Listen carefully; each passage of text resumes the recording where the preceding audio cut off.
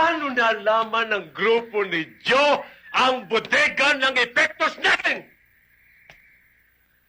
Sumagot kayo!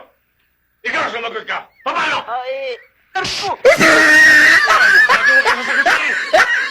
Tinatanong ako itong piping eh. Kahit na! Basta ayoko nasasagot ka sa akin! Maniwala ba? Opo. Ayoko nasasagot ka sa akin!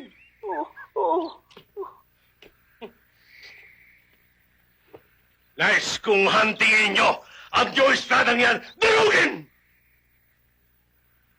Bibigyan ko ng 100,000 piso ang sino man na makapagdadala sa akin ng ulo ng Joe Dayan.